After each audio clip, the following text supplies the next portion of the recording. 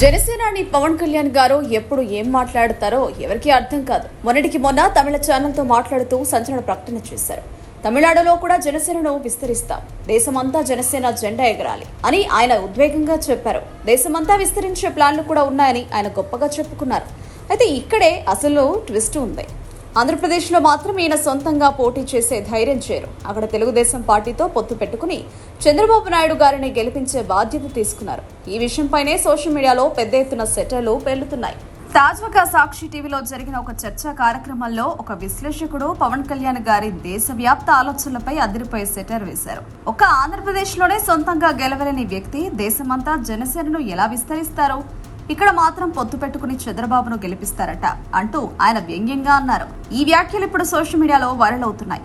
పవన్ కళ్యాణ్ గారి దేశ కళలపై నెటిజన్లు తమదైన శైలిలో కామెంట్లు పెడుతున్నారు. కొందరైతే ముందు ఆంధ్రప్రదేశ్ సంగతి చూడండి సారు అని సలహా ఇస్తున్నారు.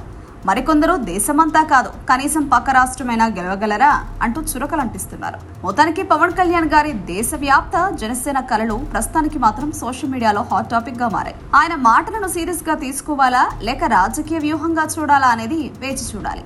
కానీ ఒక విషయం మాత్రం నిజం, పవన్ కళ్యాణ్ గారు ఎప్పుడు ఏం చేసినా అది ఒక సెన్సేషనే. ఈసారి ఆయన దేశ కళలు ఎలాంటి మలుపులు తిరుగుతాయో చూడాలి. మరి